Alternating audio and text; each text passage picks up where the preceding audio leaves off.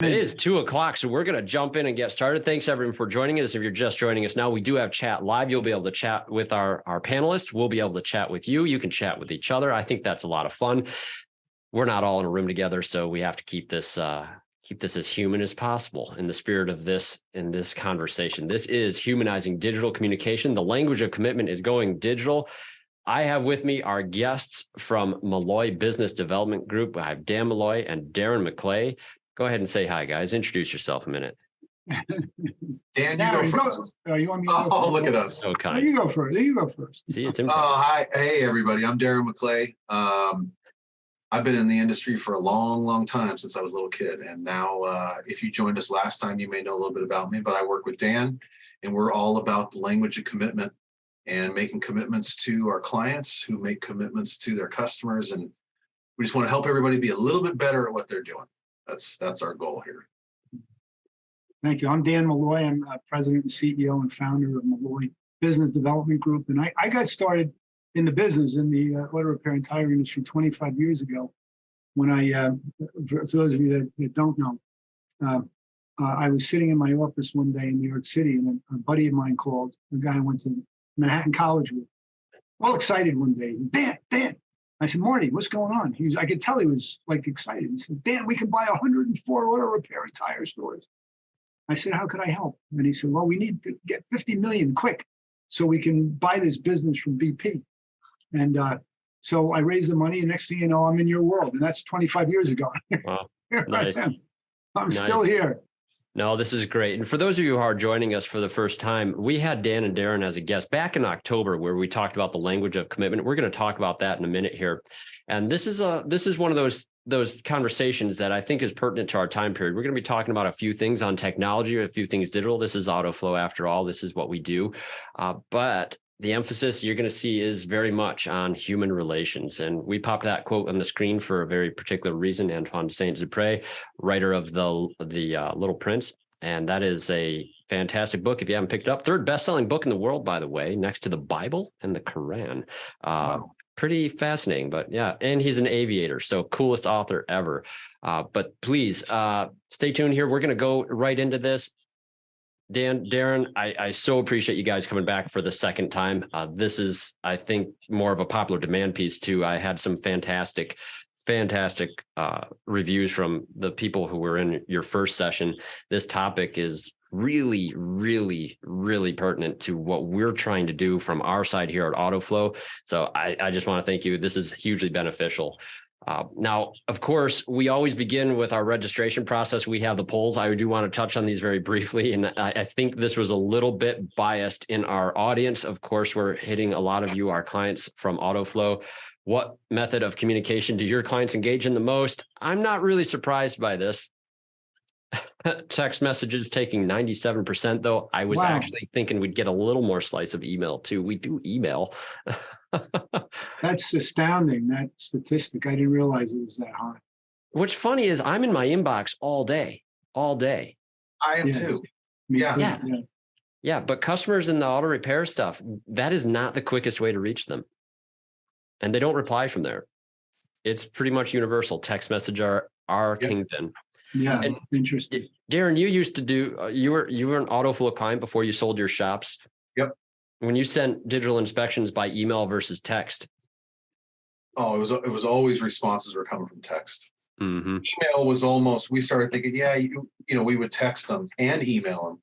But I wanted email to go out so that there was a reference point that they could somehow find 6 weeks from now, or they could dig through and have it. It was just kind of, I was building a library for them deep in their inbox. But when we were speaking about it, or we wanted to actually address it, it was always text that everybody responded. Someone's phone goes off with a text and they stop what they're doing while they're immediately looking at their text. Email, they pile up. So building a library for them deep in their inbox. I like that. Yeah. That's good. That's good.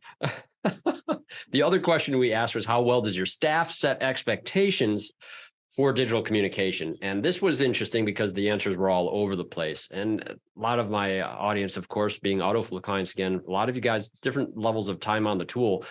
So some of the clients who are brand new, not surprised to see that this is still taking root. But this is pretty common, even with new staffers. If you've been on the program for a long time, if you've been running a shop with texting and email of any variety for a long time, the ability to set those expectations to the customer on why we will be communicating digitally, why it's beneficial to them is paramount to this. And we're going to talk a little bit about these things as well. I do appreciate everyone who says not enough and I want to fix it too. That was one of the options on there. I like giving you that chance to identify if this is something you even want to approach. But sometimes you see that the staff aren't really necessarily doing things commonly, the rare category. I'd like to nudge you into the I want to fix it side, but that's not, we'll see if that goes this conversation. Now, I want to do a brief recap here. I want to let Dan and Darren talk on this stuff. The Sure. language of commitment.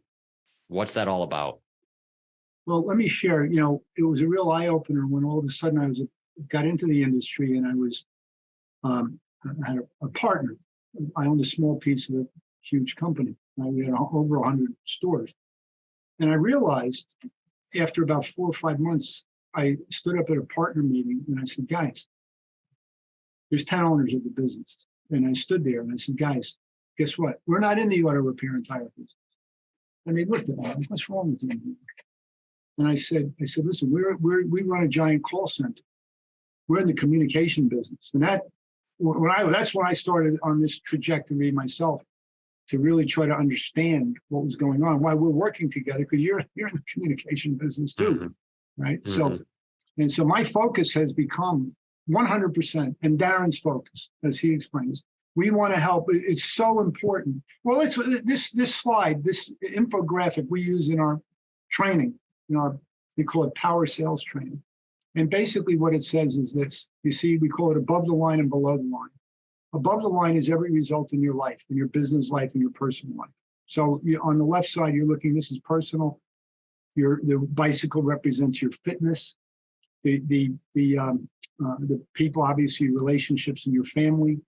Then the house you live in, the car, your community in the center, right? All above the line.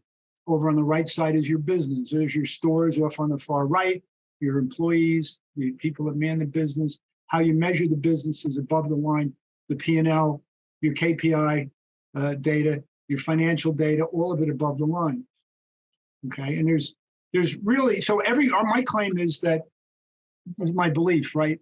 My opinion, every result in your life is above the line, except for really one thing, which I think I want to bring up, which is that we exist above the line, but language, we don't have a lot of control over the piece. Our bodies are machines, right? So here's the gist of it. Again, every result is above the line. What controls it all is the language and communication. Human beings, that's the only tools we have when you think about it. A little bit. The only tools that human beings have when you wake up in the morning, all you can do is move, hopefully, right? You can move your body and you can communicate. That's it. That's it. And why it's important to bring up the notion of, so every result above the line is tied to how we communicate, the thought process we have, how we communicate with other people. That's I think the importance of this infographic. Mm-hmm. And there's only one exception that exists above the line, but it's not really that controllable by our language, and that's the fact that we human beings, you could say we're machines. That things biological machines. Yeah. Biological machines. Things are happening automatically. Your heart rate, blood pressure, temperature control, waste elimination, sight, smell, taste, hearing, all of it is on. It's just on, and we can control it to a certain extent, but not that much. Not that much. And it is important, I think, to see that. All we have is language and communication. And what I realized, again, I go back to what I said before about this big company. I realized after a few months in the business that we had very clear standards for safety and clear standards for how to protect the environment. But when it came to communication, which is the foundation of the whole business, no standards, nothing. Mm-hmm.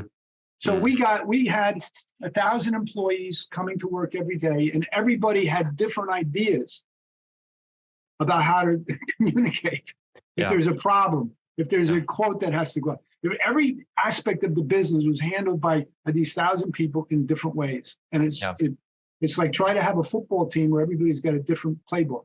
That's what That's what we were operating. It's kind of ironic in a way. A lot of what the training that I've been in the industry, diagnostics training, so much of that on the technical side, you're dealing with communication problems between computers and all the codes and the troubles that we have. And we spend so much time diagnosing communication problems for cars.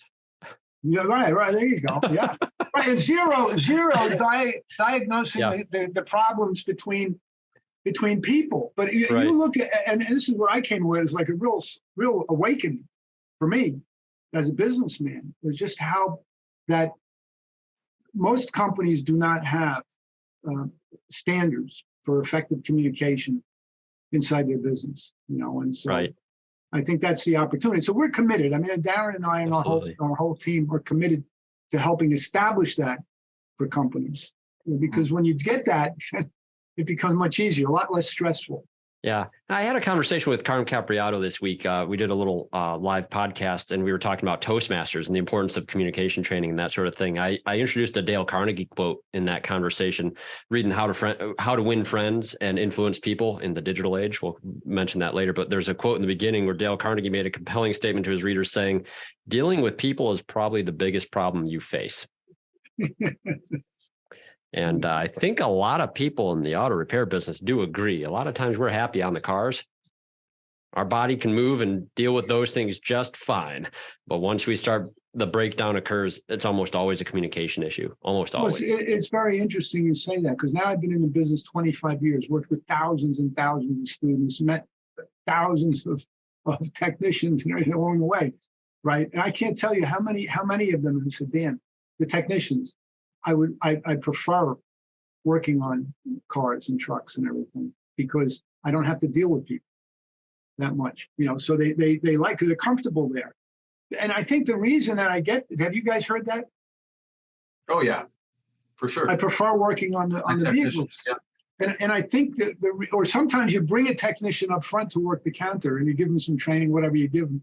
And then they say, I don't want to do this. They do it for a month or two, and then they say they want to go back again.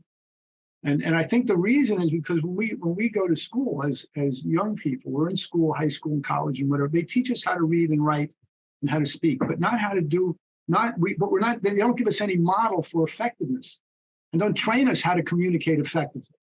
You're on your own. Here's how you read, here's how you write, and go, have fun. Yeah. What does effective mean? They don't teach us that. Yeah. So, and what this did was it's a training program to actually teach communication and the values that an owner has. That's what we struggle with at our 7 locations as we got bigger. It's how do we make new hires and current employees understand what we're committed to and how we want them to communicate, because we weren't trainers at the time. I could put them through Michelin training, I could put them through safety training, I could put them through product knowledge training, but to teach them how to be good communicators and make relationships, that's where we were a client of Dan's for 11 years. 11 years. Yeah. Nice. And Dan put those pieces together. So yeah, we love it. Nice. Very nice. Then we got into this piece too, and we'll spend just a minute on this because we talked about this back in October. There's these 3 layers of communication, and you want to recognize where you're operating. You described that, and one of the statements was that without commitments, there is no commerce. Yes. And it's one of the things I've been studying language and communication for 42 years. I figured it out the other day. And one of the first things I learned from my teacher 42 years ago was that the only time commerce occurs in your business, in our business, all the people that are listening, the only time commerce happens is when there's an exchange of commitments that occurs between the buyer and the seller. That's the only time it happens. But this infographic, keep that in mind because it's important ultimately. But this infographic came about because over the last 25 years, we have listened to and analyzed more than 1 million business conversations, word by word. And one day I realized I could see, and a wide variety of industries, most of it in the auto industry, with auto repair and tire companies, car dealerships. But we also worked with a lot of propane companies and many glass companies, safe flight types of smaller operations, but like that, and medical and dental, financial services. We've analyzed language in these different industries. And one day I realized that I could see 3 distinct layers of communication occurring across all all of these industries, and it was like, oh. And so the example, that's why I talk about people being machines, or heart rate, blood pressure, temperature control, and all that is automatic. But guess what? The aha moment for me was that much of our communication is fully automatic. So that's the first layer of communication is automatic communication. So we can give an example of what that means. And I'm going to ask everybody in the audience, you can type into your chat box. I'm going to ask everybody a question. And I want you to just write in the answer that pops into your head when I ask the question. Okay, and this will demonstrate what automatic communication get is ready like. to type in chat. He's going to ask the question. Type in the chat. I'm going to ask the question. Just write down your answer. So here's the question. What color is a Ferrari? Let's just wait a minute. I'm playing along too. Yeah, I see you playing. Right. I see you playing. Red. Everybody always says red. 99 times, always red. Every now and then somebody says silver or black, whatever. Yeah. So here's another question. What food do you eat when you go to the movies? Same thing. Everybody's going to say popcorn. Popcorn. Whoppers. I see like Whoppers. Whoppers. Where's Junior Mints? Come on, guys. Sour Patch Kids. Yeah. Whatever. Right. But okay, here's another question then. How much is an oil change for my Subaru? Boom. How much is an alignment? 109.95, 89.9, 99.95. Red Ferrari, popcorn. And then, so what I observed in analyzing all these different industries, we had human beings in the business, obviously, being on automatic mode.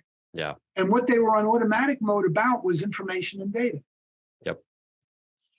They were mired in the information age. I said, oh my God, I could see, and it really was another aha moment for me, because I could see the customer was on automatic mode. If they want to call up and they're shopping one day for tires or brakes or alignments or whatever it is, they're on automatic mode. And then you got a service advisor that's on automatic mode, and they both talk about information and data all day long. Sizes, prices, technical information, inventory levels, tread patterns, all this other stuff. They keep going around and around and around in this loop in the bottom two layers. And if you remember what Craig had said before, is the only time commerce happens is when there's an exchange of commitments. So the importance of this infographic is not to say that being automatic is a problem. It's not a problem. There's info and data that we need and some automatic communication. Right. Yeah. Exactly. It's normal. Yep. But the piece, you're not going to make as many sales if you don't venture into the commitment layer, where you express your commitment to help and to take care of people. That's the key that I've discovered in my journey, and that's what our business is all about, helping people see this and then know when and how to shift into the commitment layer. It's easy to do, but it just takes a lot. I love how Ryan entered into chat. If you can turn that kind of pricing question into a discussion of commitments or offer of commitments, the customer is now primed for commerce when they arrive. Yeah, right. Exactly. Spot on. Yep. Very good. Yes. Well, this is interesting because I love how this correlates to the big talking point that people have right now. To think of that automatic and info and data. And now we're in this era of AI chat, and Chat GPT is making headlines every single day. All my technical newsletters, all the things that we review frequently here, being in a software company, this is dominating discussions in our industry, in every industry. This is probably going to continue to be one of the most revolutionary advances that our generation is going to bear witness to. When I was talking with Darren on this too, I was kind of liking this whole Chat GPT thing. You've seen college professors having the issues with their students teaching there. I remember being a student in high school doing research papers back in the day when the teachers were telling us, you cannot use Google for more than one source in your bibliography, right? And I feel like, wow, not only are teachers a little more outgunned on this one than Google even was, at least we had to research with Google, and there was a strategy back then. You had to type things very specifically. Commas meant something, quotes meant something, all the things that went into a good search engine query. You had to have a skill to actually get the results. Chat GPT, if you haven't seen this already, the thing that's fascinating about it is that you can just spit out some basic human language and it'll give you amazing results just off of what you said. It's pretty cool. but it's scaring people too, because now we're at this point where people think like, oh, great, AI is going to come and take our jobs. And now there's a lot of fear that goes into that. And service advisors might be asking the question, well, shoot, if this AI is going to be able to write estimates and do other things, what's that going to mean for the future? Well, I don't think there's anything to be afraid of. And when I was talking with Dan on this too, one of the things that like, why would we want to make this point in this conversation? It's really just a matter of staying awake through this next revolution. It's just a matter of putting some emphasis on communication training. We have now got AI to a point where it can spit out some really amazing, well-constructed pieces of information, but it depends on us for that data. It is generative. It is not creative. It doesn't innovate anything. It can only spit back that which it has been trained on. Well, you know, it's interesting what you said. I think for me, Craig, what resonated with me was I'm always wondering, how do we use this new technology in our business today? Yes. Imagine if we're talking and I'm the service advisor and we talked about, explained to you what we want to do on the call, but now the ticket is being built automatically behind the scenes, giving me more time to be with you. Then it makes sense for me to use this type of stuff, to do that. If you could build tickets and do quotes and everything automatically without getting other people involved, that would be pretty That's cool. the right frame of mind to take with this, I think, Dan. It's how will we be able to start embracing it and using this well in our business? I already have this idea of being able to be on the vehicle doing an inspection. Anyone who's heard me do inspection training before, I don't have a tablet in my hand ever. I have a rag and a flashlight. I have a routine around the car. What if I can narrate what I'm finding while I'm doing that, and it fills out the inspection for me? And maybe I have some cool glasses or something for the pictures. It still can't do that for me. I don't know. There's a future that is so cool with all this stuff, but it isn't going to replace people. It's going to enhance your ability to do things, especially in that automatic and info level, a lot better. But is it going to be able to conduct commerce completely? Is it going to be able to build a relationship with your clients? Maybe sometimes listen, sometimes I'll tell you one of the things from analyzing a million business conversations, I can tell you factually, and we have the data for this, that 50 to 60% of the time, the customers that call your shops are already making a commitment to come in. They're already there. So you don't have to do it. All you have to do is just say, okay. and not screw it up. Right. And that's great. And they'll come in. But the growth and where the extra business comes from is where you have to work it a little bit. You have to work with that cut. You have to express yourself. You have to have what we call because we have to have a power talk with them and explain to them what your role is. And how my only job is to be your car guy for life, Craig. That's my job. I want you to know that no matter what happens to your vehicle, your truck, your car, anything, your kids' cars, I'm the guy. I'm going to take care of you. Mm-hmm. So to get to that level, that's where we ultimately want to get to in some level. Yeah, absolutely. Absolutely.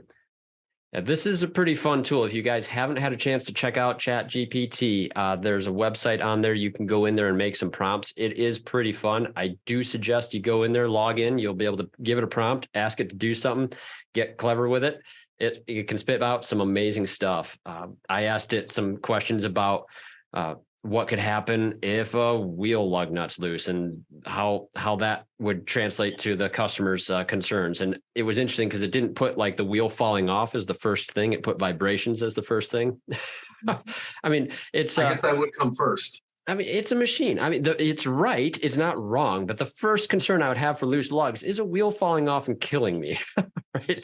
And so it's funny. The responses sometimes you're going to get are a little bit off, but very right, but a little bit prioritized differently. And you train it then. You can talk to it or give your input on some of the feedback.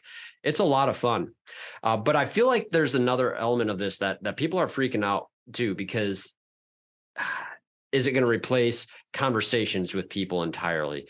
If you can ask an intelligent question about car repair, and it'll give you can describe to you what a tie rod does. It can describe to you a list of all the brake components that might be necessary in a typical brake job on a regular passenger car. It'll list all that stuff. Just imagine when it can start estimating these things, right?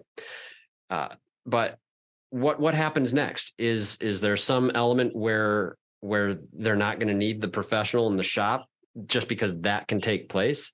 No, this is still that basic level. So let's move into what we talked about here was some of the pitfalls of actual digital communication. Now we're going back a little bit away from the AI stuff, and we're talking just digital communication in general. We're talking about the medium that we use to communicate. I work on a remote team in our software company. We use Google Hangouts a lot, little chat stuff. We use email a ton. We email with you folks a lot, texting with our customers, all these things. I've been in this position with Autoflow enough to see shops that haven't ever used texting or anything like that in their shops. When you say we're going to text with your customers, they think we're trying to replace human interaction. And that's not the case. But there is a way to use digital communication that still keeps the humanity in it. One of the pitfalls that we'll discuss is quick and painless, can be mundane and meaningless. And I think that's one of the sources of the first objections that we hear on why texting might not be beneficial to their customers. Darren, you've ran into this before. Yeah. As I used to, I think you said earlier with my shops, we were a client of yours and we used the Autoflow platform. And one of the things that we had to work on was you still have to humanize the text that you're sending to people. Just because we're texting now, and when we text with our buddies, it's short. We still need to have we need to put that feeling and that effort into the conversations that we're having by text with customers. So it can't be quick one-word answers. It can't, because those can be construed and taken in as short, rude, and curt. And I just would review the text that we would do. And, someone saying, hey, just reaching out. I'm not going to make it there for my 12 o'clock appointment. I got to pick up the dog at 11:30. Is there any chance I can do it by 1? You got to read that customer. You can't say, yes, no problem. You got to say, yes, Kathy, not a problem. Absolutely. I'll move your appointment to 1 o'clock. Hope everything's okay with the puppy. You still have to put that feeling into it. Yeah. And then I think the other thing that's nice about that is when a human who expects automation realizes that Ryan or Kevin or Darren are on the other side actually doing it. It's like, wow, there's actually a human here. This is not a automated game I'm playing. Yeah. This is different. These guys are different. My argument with shops that don't want to text or something is like, well, you text with your wife, you have a good relationship with them, don't you? And sometimes that's the wrong thing to say because sometimes they don't. But the point is there that your loved ones, the people you have a good relationship with, texting is a common form of communication, and it works better in those situations out of the gate because of that prior established relationship. Exactly. Yeah. When you build that relationship with a customer and you do the things that Dan and I always talk about and we live on, those conversations are so much easier and they make more sense, and there's still that connection. It's funny. My wife and I, it's usually one word text back and forth to each other. Oh yeah, no. If you there's almost nothing in ours. That makes sense.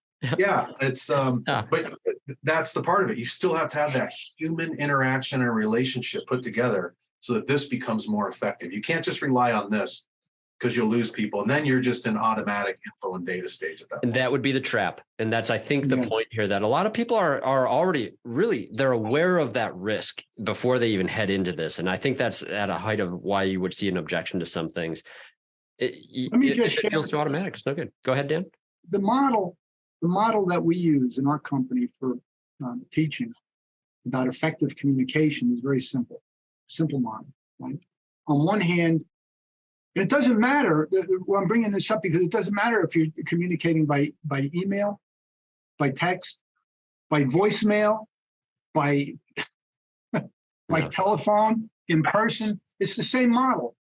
On one hand, we want to build relationship and trust. Always.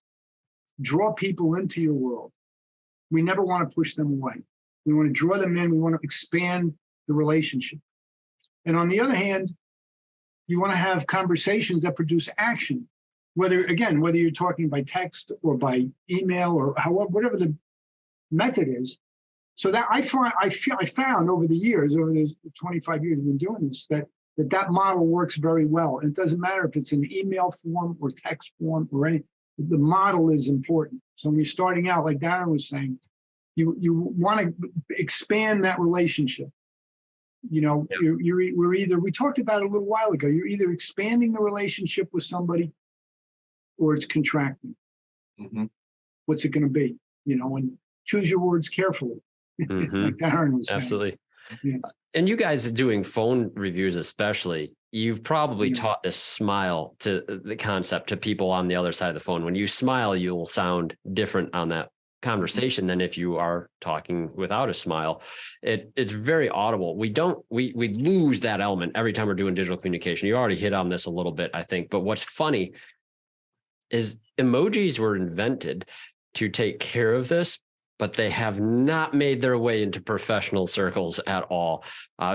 Everyone's got the guy in the company that'll use a lot of them. I might be almost that guy sometimes, but we've had a guy too with us in the past. He's no longer with us. He passed away a little over a year ago now. Scott Horn, wonderful, wonderful human being, great heart, was like adamantly opposed, comically opposed to emojis. You wouldn't see it do it. I think he did one time, and everybody's like, "Oh my gosh, he used one." Oh, it's a great question. It's a great question, though. How do you build the relationship and create that mood and energy and everything from your written and text communication? You still have to try and do it somehow. Yes, right? it's not something people take a deliberate effort to do. And I think exclamation points help, bold letters help. But I've seen people, like when you say, like I did in the chat a minute ago, I said yes in all caps. I'm not yelling. I'm emphasizing this is like yes, right? There'd be an emotion that goes with that you don't see in the words that were written, right? Yeah. This takes a little more deliberate action, and that is where.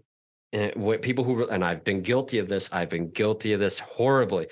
Some people need you to put in the extra emphasis in order to read it right. There are people who will read a message in the most negative possible way that it could have been, yes, versus the most positive way that it would be written in. And you have to actually cater to that with deliberation.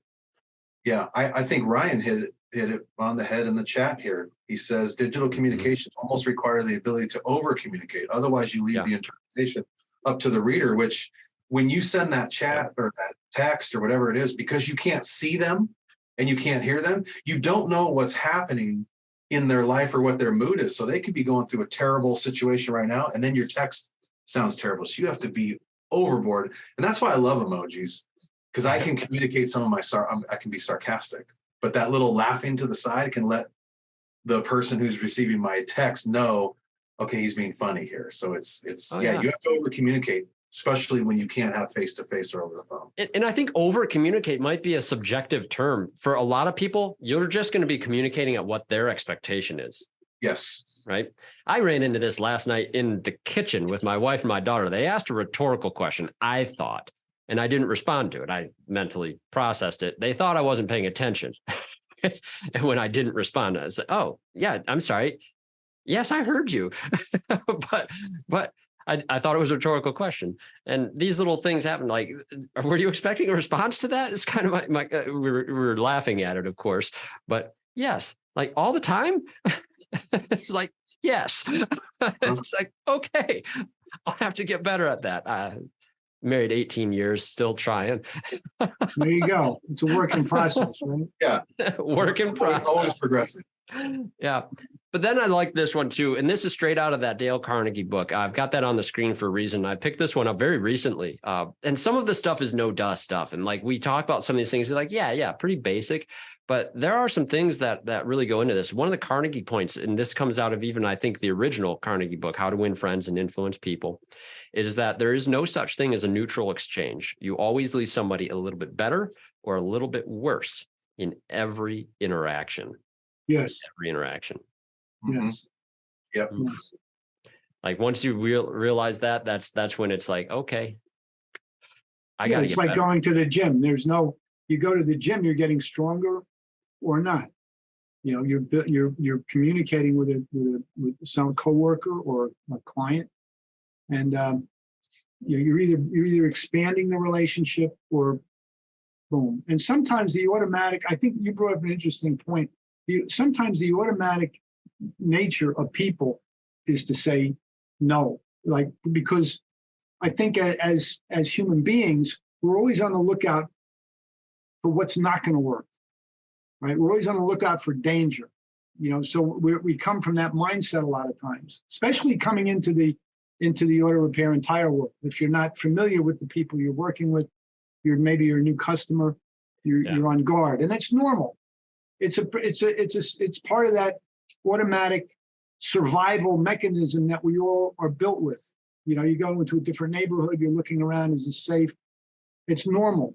That survival mechanism that you hit actually plays really good with the quote here that we put on the page too. And that precision communication is important, more important than ever in our era of hair trigger balances, right? This is our world, hair trigger. Like, and this is why that online review bullet's on there too. What do people do when they go online? It's not the same. People have that. It's like there's this barrier now. It's this monitor in front of me.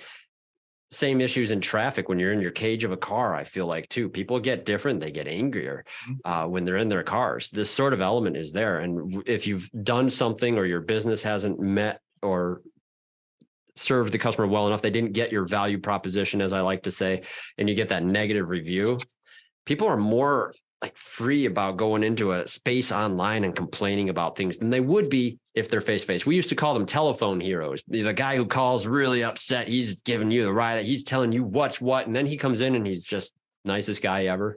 Yeah. Or online they have keyboard muscles. Yeah. Keyboard muscles. Yeah. I like this. I like Darren, that. you got the sayings. I like That's it. good. Keyboard muscles.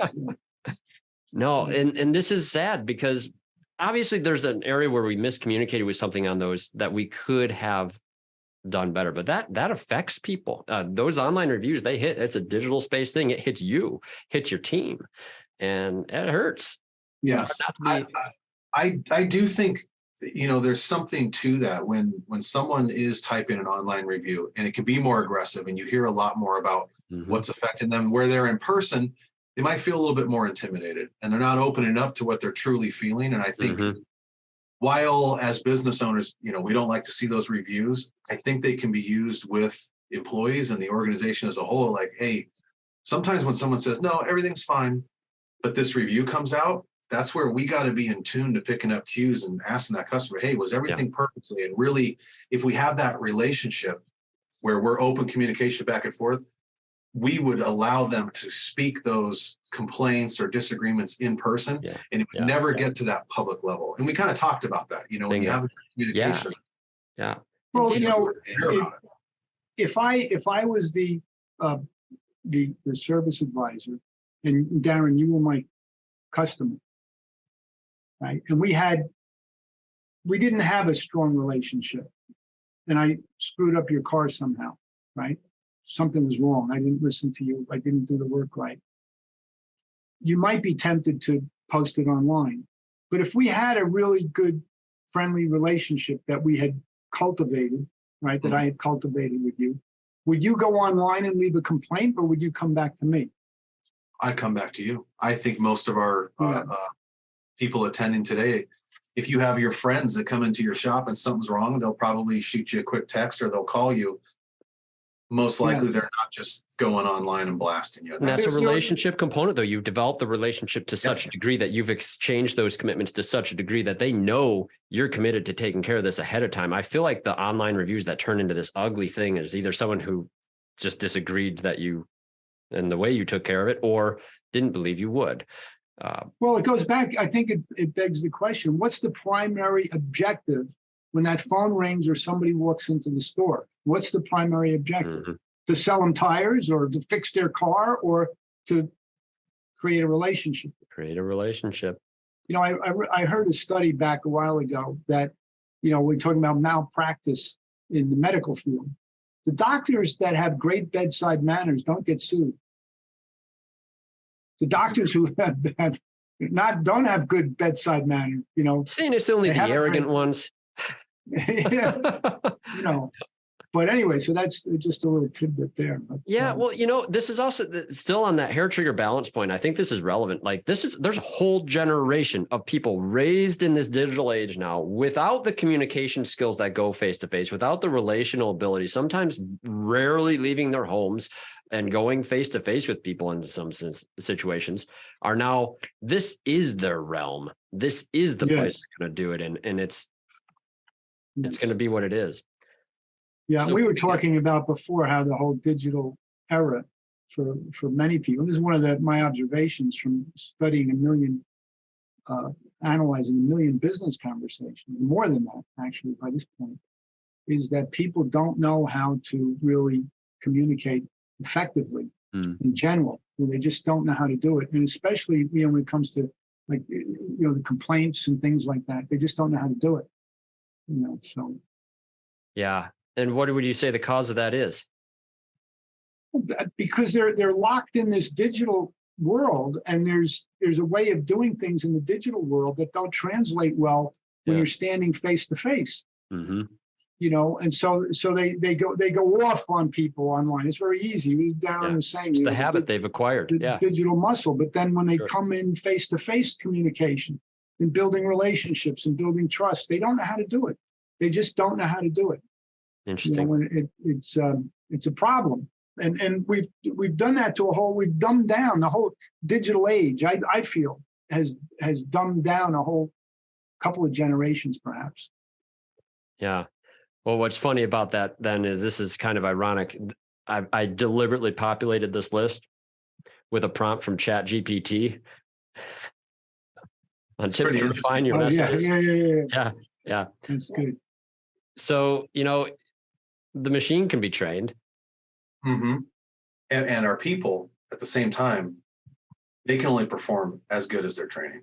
I believe 100%. That's on us as owners and trainers to make our people better. Yes, the machines have to be trained. Yes, we have to learn. We have to learn new things. Yeah, we have to be open to learning. And the good news, I think, for humanity, I don't want to sound negative on this, is that people are learning machines. The human beings are wired to learn stuff. So we have to teach them. For everybody in the session here with us, here's a question: what business are you really in? Yeah. Are you in the auto repair and tire business, or are you in the communication business? Are you in the people development business? Absolutely. Yeah. We were joking on this earlier, Darren, and I remember you said something about imagine the day when your staff member doesn't get one of these points. Yes. Yeah. I was just saying, as I look here and, this is an AI bot or chat, whatever we want to call it, a machine, a robot. Yeah. It understands as you're, putting your language of commitment in text, show appreciation for the recipient's past action and contributions to the relationship. And I just had a flashback to where if I was doing this in a meeting and my team wasn't getting it, I'd be like, see, the robot understands what we're trying to do, everybody. Why can't we understand what we're supposed to do? I wouldn't go that far, Dan, to say the robot gets it. It's regurgitating. But I just find it interesting that this knowledge of how to handle this, and end the message with a positive call to action. Use clear and concise language to avoid confusion and misunderstandings. This chat GPT gathered this from out there. So these are ideas that exist out there, and it knows enough to grab them. And it's but at the same time, this is being trained. We have to work to train our people too, to give them the tools so that they can perform in this matter here. It doesn't change, whether it's AI or it's people. They need training, they need help. Truthfully, this sort of thing can be called in a human brain quicker than even ChatGPT can do some of these. I've given it some prompts where it blinks for a little bit before it starts getting things. And what's happening. There's some churning on this sort of thing. Now, is that cached for next time? Probably. Yeah. But the same sort of ability for humans is there too. Now, I love this conversation because what we do at Autoflow does involve a lot of automation. We are trying to automate a lot of pieces of communications that you don't have to. It's actually not the goal to replace you, though. This is supposed to complement what you're already doing, so you get to focus more on developing those relationships. We remove a lot of those automatic pieces from what you'll even have to be bothered with. And that can be done in ways that I feel like even I have only learned recently to help guide people towards. The check-in text is one of those key examples. That call to action that should go with that. A lot of times I've just had a check-in text that would go something to the effect of, your vehicle is checked in. Please feel free to communicate with us by text. A common one you might see among a lot of our clients. Some of you may have that still active as you're checking. But one of the things I like to add to that now is we will text you again when the inspection begins, or something to that effect, something to let them know, to set that expectation, to set that commitment in writing that there's more to come. Yep. Yes. And Darren, I know we talked on this back when you were a new client, when you were first starting with McLea's locations. Yeah. Remember how hesitant I was? You were. The check-in text. I mean, you guys were getting good at sending digital inspections, but that was like the first text that you ever sent people. Mm-hmm. And and you were right, of course, through the whole process of you doing all this. I've been there though. You know, and I was like, hey, Darren, I can do this for you to be automated. Nope, I change. I don't want it. But eventually, when you were right, that check-in text, because I was of this thing, I don't want things to be automated. I want the people to do it. I was over on this side, and you're like, well, don't think of it as automating the greeting. Think of it as it's prompting your people to have a conversation about what's coming. And I'm like, because they're not really opening it. There is some confusion. And man, once that customer was in front of us and we started that work order, their phone went off in their pocket while they are there with us. What do? They grab their phone and they look at it and they would say, oh, I just got a text from you.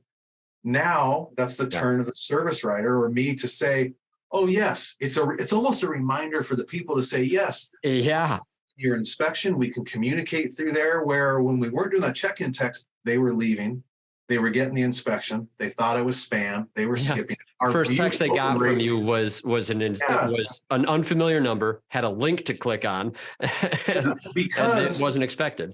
Because it was missing the piece of the human interaction with the person they had the relationship with to explain it. Huge. So it was spam and it was lost.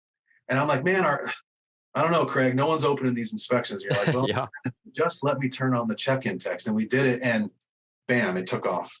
And then I started opening to, okay, maybe we'll prompt them for waiting approval. And that kind of gets everybody in gear, like, oh, I'm waiting on approval. Maybe I should make a second call out to her to see. Oh, yeah, there you go. Inspection. It's just, these are prompts. It's not taking away the human interaction. It's prompting human action is what I believe here. Oh, nice. And I'll just say it in front of everybody here. You were right all along. Well, you know what's funny, Darren, is I learned a lot through that experience working with you too. And I've used your store as a specific example when I've been training of the difference between when a check-in message is sent with purpose and the expectations are set versus what the results are like if that isn't there.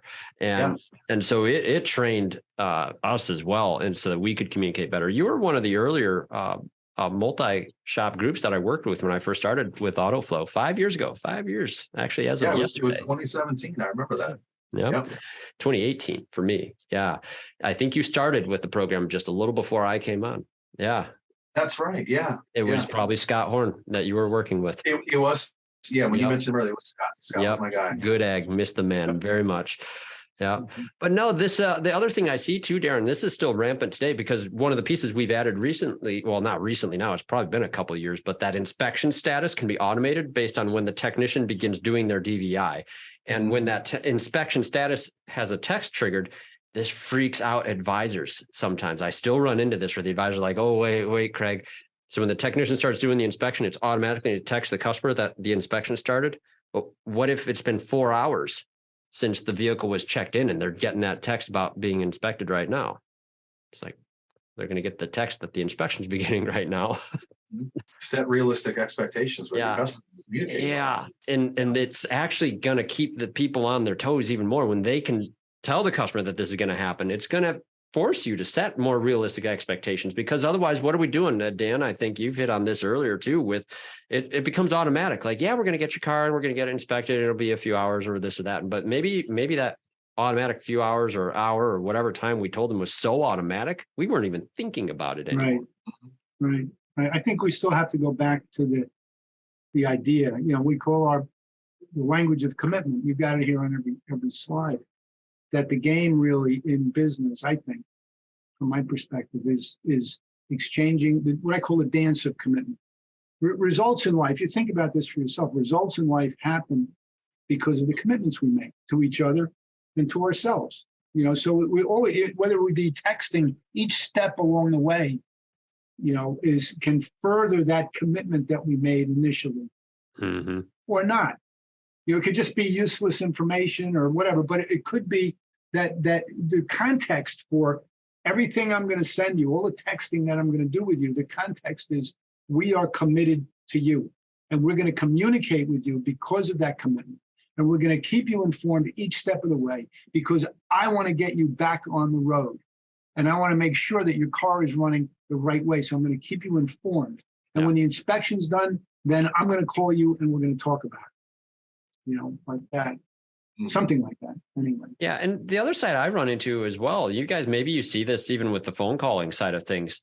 Like service advisor is afraid of bothering the customer with over communication. But it is almost never the complaint I hear from customers like, oh, you talk to me too much. Right. Yeah. No, yeah, well, right. And I think what happens is we're so busy through the day, we just talked to them 4 hours ago, and to call them and update them 4 hours later seems like 15 minutes ago to us. Sure. We're going 150 miles an hour. We're Mach speed all day. I can't even keep track of what 15 minutes feels like. Sometimes the customer is like, I haven't heard anything for the last 4 hours. I wonder if anything's happened, and sometimes a quick thing of, we're servicing the vehicle now is, oh, thank you. And then to what Jordan says, that thank you comes through and it's like, oh, Debbie's vehicle. Ooh, man, I've been busy. I forgot. I should get out there and see how we're doing. And it's a prompt. It's a prompt for action. Yeah. And what Jordan was saying in chat too is reinforcing our communication as a service advisor. We get busy and forget to communicate with the customer. It's so true. Yes. So true. And this is exactly why automation is there in these sort of messages, because we recognize that this is hard.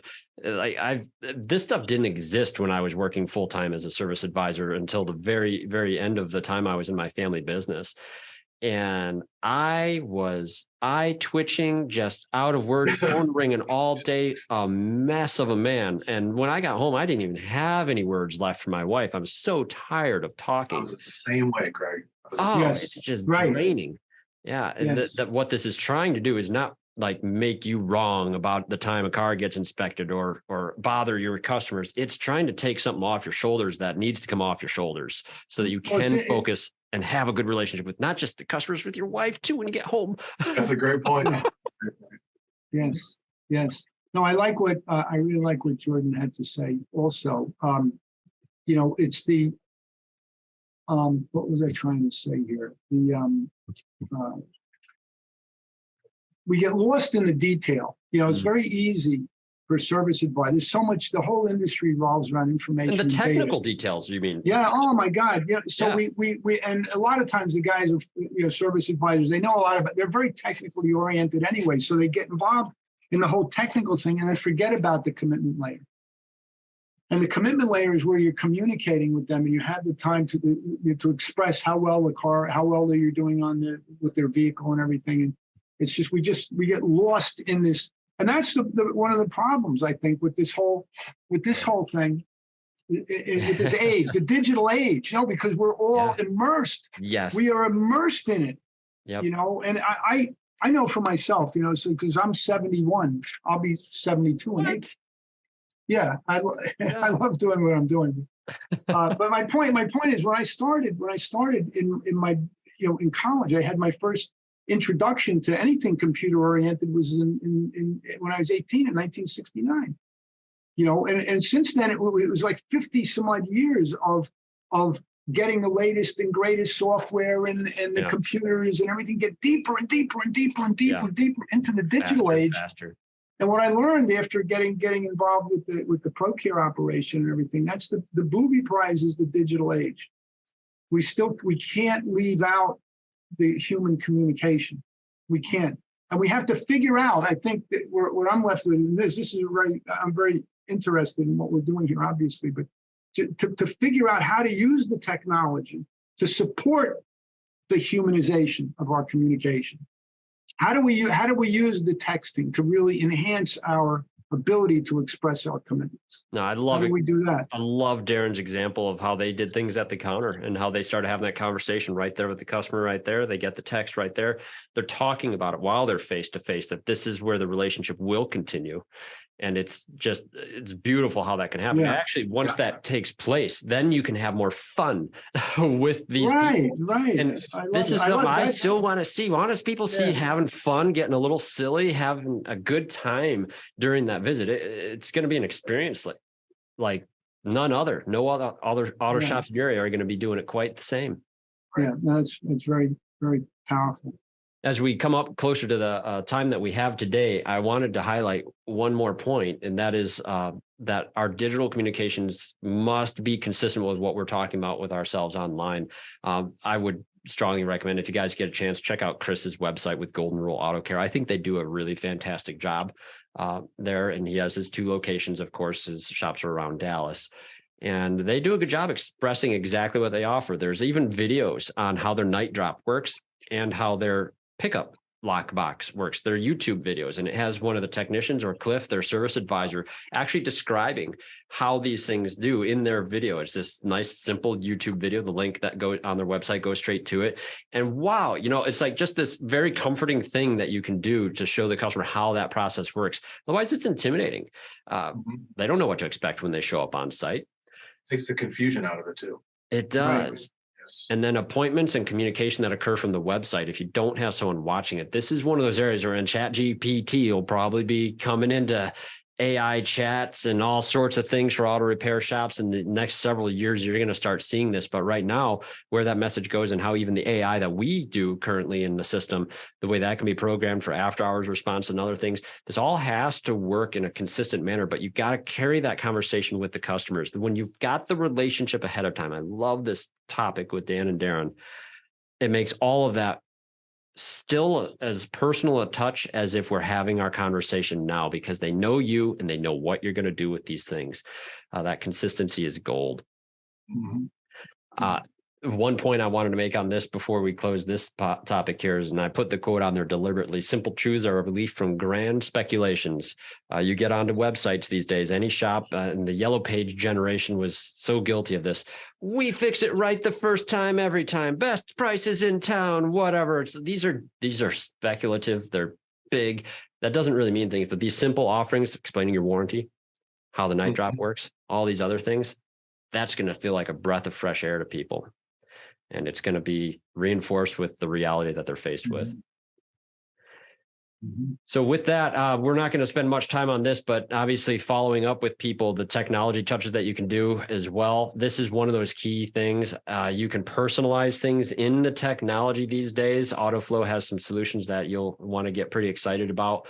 Following up with people afterwards to reinforce the commitments you made. No other point in the message except for, is everything okay? I'm just checking on you. Powerful stuff. You're going to forget to do it. I know I forget to do it all the time. Automate the stuff that you might forget to do. And when that reply comes in, the customer is going to be thanking you, and you can carry that conversation right like you would. It should be seamless. And that is, we used to call our customers. That's a great method too. Do that right. Somebody responsible for that, right? Yeah. The service advisors. Yeah. In their downtime, we didn't talk about fantasy football. We called our customers and thanked them for their business. But the reason was, real quick, if there is an issue or we did that alignment and it is still creeping over to the left, let's be the ones that get in front of that and get them back in, because we care, rather than them stewing on it and decide if they're going to do a back review or just not even not come back. Get in front of the issue, let them know you care. And I think even that right there, that's a pretty good catch. If it's not happening by the person, it's automated. And then they've got an outlet to say, it's still pulling to the left. I really need this fixed. That's great. Yeah. I think there's something worse than a negative review. I think it's that customer who silently goes away. Yeah. You'll never see them again. Yeah, you're right. Forever. And their families and their friends, and they're telling their friends. And those are the ones you never hear about. Yeah. Yes. Yeah. I knew you would have wanted to as the owner. Yes. Solve We would have fixed it. We would have fixed it. Yep. Yeah. Right. Brilliant Absolutely. stuff, guys. Yeah, no, we could have gone for 3 hours on this topic and gone a whole nother direction with things. Boy, it would have been even fun to pull ChatGPT up and ask them. This isn't going for another 2 hours? No, sorry, man. I know. No, we'll have to do it again. But guys, I would encourage you, please, if you haven't already, take a look at what Molloy does. Their website's right here. Talk to Dan, talk to Darren. And I think there's some amazing things that we aren't going to put people in front of our audience here at Autoflow unless we think they can offer you something. These guys are great. So check them out. Thank you, Craig. We appreciate you're welcome. Greg, I appreciate This is that. fun. We love working with you. Yeah. No, we'll do it again soon. Any closing remarks, guys? No, just keep on smiling and keep on trucking. That's it. Got it. Have fun. Get a truck. fun. Have some fun. Have some fun. Yeah. Good stuff. Thank you, All everyone. right, guys. We'll look forward to next time. Thanks, Ray. Be good. Bye-bye. Bye-bye.